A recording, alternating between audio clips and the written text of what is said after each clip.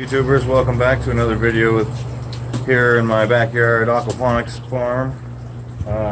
Today I got a video for you guys about an automatic fish feeder. This was something a friend of mine let me borrow. I don't know the price of it or anything like that, but I just wanted to share that with you guys today. I'm going out of town for work, so I needed something to someone to feed the fish, but instead of someone and having to rely on somebody, my friend Beaker let me borrow this auto fish feeder a while back, and I wasn't able to use it until now because the fish weren't large enough to eat the food pellets that it contains.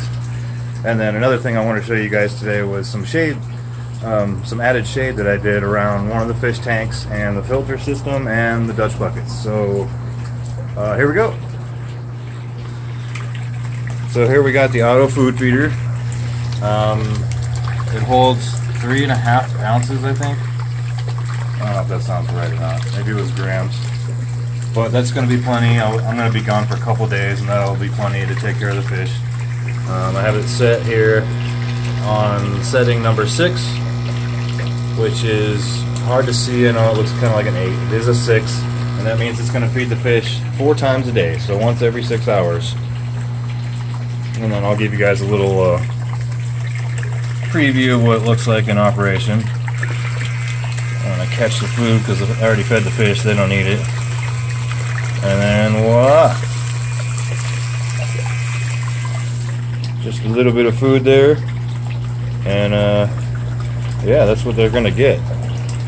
They've been used to eating flakes, but I have a week to get them used to eating these pellets. They're big enough to eat them. I've thrown some in there earlier and they ate them. But anyways, I didn't have a way to attach this to this little table that I have here because with whatever reason there's a part missing or something, because there's a little a guy at the bottom on here so you can slide it onto what looks like maybe a bracket, but I don't have that, and I didn't want to damage this because it's not mine, so I just drilled a couple of holes in the plexiglass here and ran some zip ties around, and that sucker ain't going anywhere, so it's not going to fall in the water and blow the fuse and cook everything while I'm gone.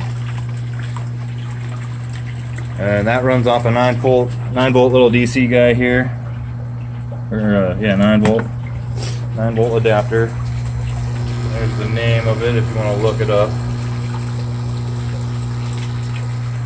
And then I got my matching air pumps here now finally, so we get some good bubbles, equal bubbles in both tanks, even though this tank only has 1 fish in it right now. So let's show you guys some of the shade work that I did. Let's back the camera out here. I'm fortunate enough to have 2 cameras on the front of my cell phone. One's a normal one, and then I have this fisheye lens. It looks like I'm standing further away than I really am, so you can kind of get a wider angle. Maybe it would be called a wide angle lens, I don't know. I don't know anything about cameras other than how to press record and take pictures. So anyways, I've got the normal reflective insulation on there, as you can see, like this guy. And if you're wondering why this one's not wrapped up, it's because this fish tank never gets any direct sunlight, even early in the morning. If I came out here at 6 o'clock or so, the sun would be coming across right about here, as this is south and that's east, so the sun comes up and over like that from east to west, obviously. So this fish tank and the filter systems were getting hit by the direct sun. It wasn't causing any adverse effects. The water temperature only went up about 1 degree in the last 5 days or so. So this morning I added this. I just had some laying around. I didn't want to spend any money and buy a new one, so I tried to use what I have laying around and make use of it. So I just zip tied it to the frame on here. It also covers up the PVC line, the drain line, and it covers up that entire solid waste filter. And then it covers up this entire biological filter, and it also covers up the drain pipe and the fill line over here too, so that those aren't getting blasted with sun. Eventually I'm going to take that back off and wrap some foam around the inlet and the drain pipe.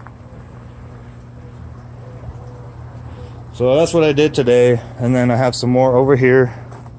I wrapped up the Dutch bucket system as well. I know it's not the greatest thing in the world. It was kind of late when I was doing it. It was a little dark out. because it's a lot more forgiving to work outside when it's nighttime here. And then I wrapped up some of these guys. I still need to wrap this one up. This is a drain, but anything I can do to help keep the water temperature down is great. So that's what I did, and that's just attached with zip ties. Oh, excuse me. Sorry about that. I got a runny nose now. But anyways, that's what I wanted to share with you guys today. I guess we could go look at the corn. So the corn's kind of bouncing back.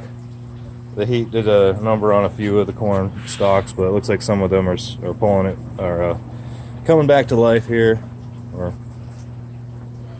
we'll see what happens with that later. And now we'll go check out the crack key table. I haven't returned all the net cups yet. In fact, the seeds that I put in there to germinate all rotted, so I'm trying something else, and I'll share that with you guys later if it works. If not, I'm not even going to waste my time. Here's some radishes. Something's been chomping on this one. That's all right. And then over here, I think I called this cantaloupe before, but this is not. This is definitely squash. You can tell. Anybody that's grown squash will be able to tell right away, because cantaloupe's like a vine. It likes to grow really long, and squash is, it'll pop out a bunch of flowers. Like right here, you can see already there's a ton of flowers growing.